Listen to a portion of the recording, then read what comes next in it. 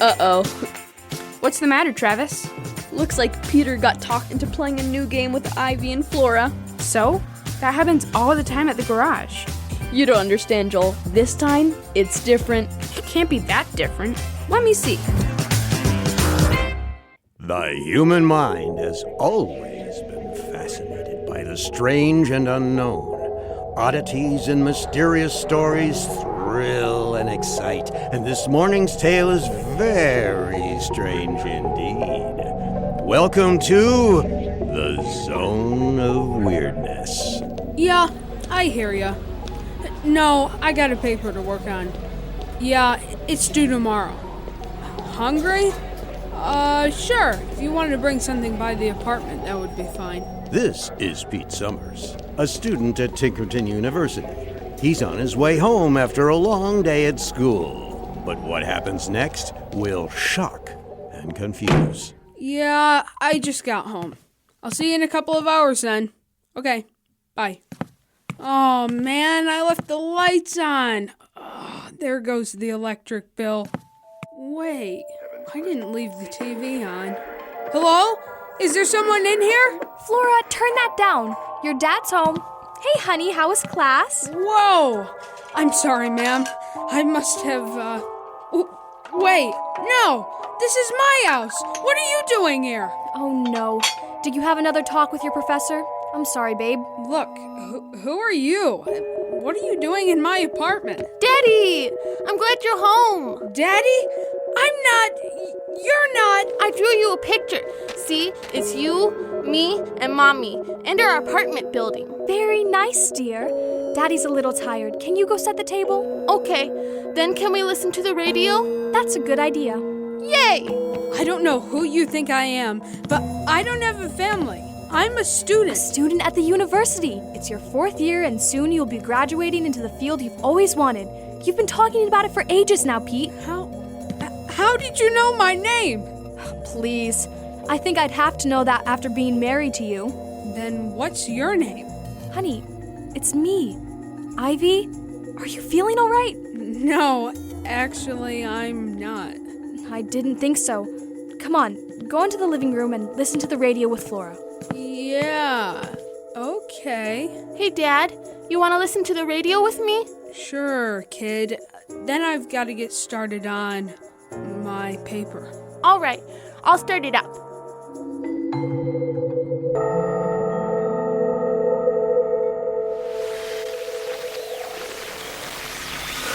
Hey kids, what's going on today? Well, we were playing house, but Peter's not cooperating. House? My, it's been a while since I heard of that game being played. Do kids still do that? Not if Peter doesn't shape up. It is a game that takes a little bit of participation. Can you talk to him, man to man? Peter's hardly a man, Flora. Look, do you want him to play with us or not, Ivy? Okay, he can try talking with him, whatever. I'll see what I can do. Where is he? Over there by the books. He's just been reading and listening to the radio all morning. I see. I'll be right back. Thanks. How's it going, Peter? Hey, Mr. Jacobs. I was just reading your books on strange stories. Are these real? Could be. The world is a strange place. Yeah, I guess that's true. So I was talking to the girls, and they wanted me to talk to you about maybe playing with them. Do I have to? Not if you don't want to. But seeing as you usually don't have a problem playing games with them, I thought I'd see if there was anything wrong. Not wrong. There's just a lot of rules. I mean, I guess the biggest problem is I'm not sure how the game works. I'd imagine it's just like all the other games you play. You use your imagination and pretend to be part of the family. Yeah, but how? They want me to play the part of the dad. I've never been a dad before. How do you play other games like cowboys or astronauts or ninjas? We kind of just do what we see in movies and shows and stuff. Sounds like a good place to start. All right. Thanks. So, did you convince him? I came as close as I'm going to, I'm afraid. Are you going to play with us, Peter? Yeah, for a little bit, I guess. Great. Thanks, Mr. Jacobs. You're welcome. Do you guys mind if I listen to the radio while you play? Go ahead. We'll just be listening to it in the background. After all, what's a house without something playing in the background? All right.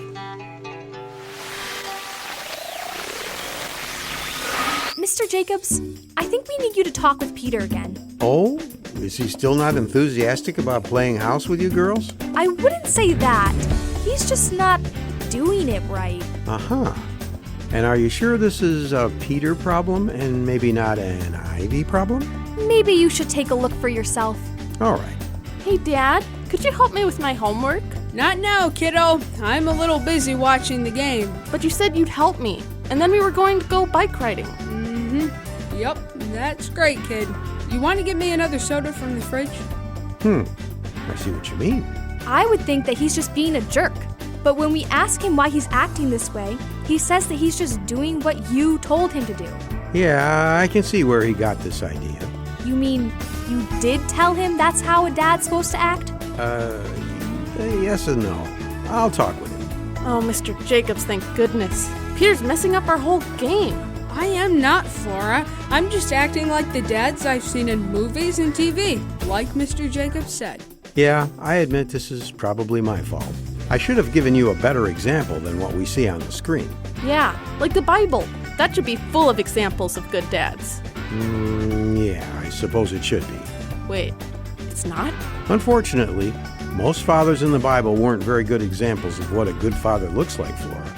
Back in Genesis 25, we read that one of the Bible's most famous dads, Isaac, decided he liked his son Esau better than Jacob. This led to Esau almost killing Jacob, which I think you'd agree isn't what you'd expect from good parenting. Yeah, it's not the best look. I think you're right. What's more, even though this meant that Jacob had to flee for his life, when Jacob had a family of his own, he did what his dad did and had a favorite son, which led to even more trouble. You're kidding. What about King David? He was a good king. He loved God a lot. That sounds like a good example to me. Perhaps. But when it came to being a good dad, David didn't do a great job.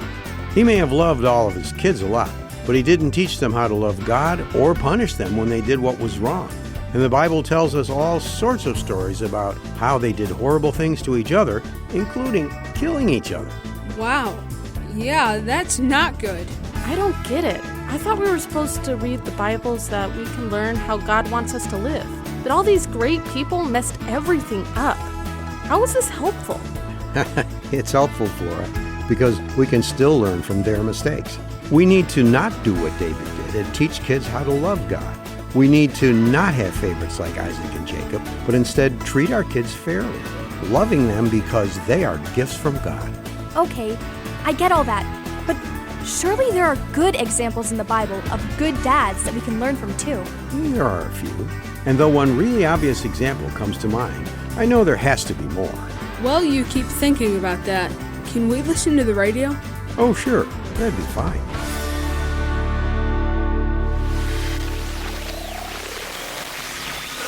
Okay, Mr. Jacobs, time's up. Yeah, you've had like a whole half an hour to come up with examples of good dads in the Bible. Fair enough. I have a few in mind.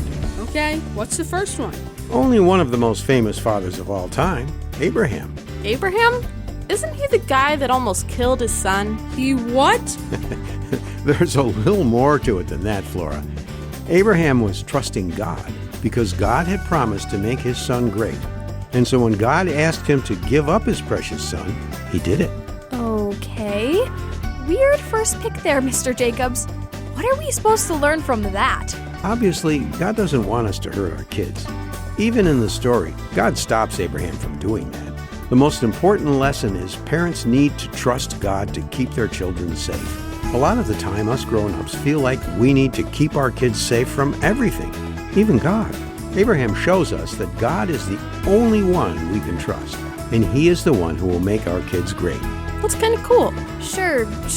So who's next? Well, Ivy, next we have a guy who lived around the same time as Abraham, and his name was Job. Job, huh?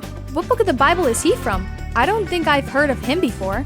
He has his own book, the Book of Job, between Esther and Psalms. Oh, kinda walked into that one. So what did he do? Well, there's a lot he did that was right. But the part that I thought about for this subject is he prayed for his kids all the time. Parents can't make their kids do what's right all the time, but they can pray. and God loves to answer those prayers. Yeah, and when us kids see our parents praying, we learn that it's important. Do you have any other examples of good dads, Mr. Jacobs? I have a couple, Peter. The next one is kind of special because he wasn't just a good dad, he was a good stepdad. What's a stepdad? It's when your mom marries someone other than your actual dad. Right. In this case, I'm talking about the famous dad named Joseph, the husband of Mary. Wait, like Christmas, Mary and Joseph? Oh, Joseph was Jesus' stepdad? Exactly. Even though Joseph wasn't Jesus' actual father, he took care of him like he was, even going so far as to save Jesus' life when King Herod tried to kill him. That's pretty cool. So let's get this straight. A good dad trusts God with their kids, prays for their kids, and protects and cares for their kids. The ultimate dad. It's a good place to start. But there's another dad that we need to mention who is greater than all of those dads combined. Really? Who?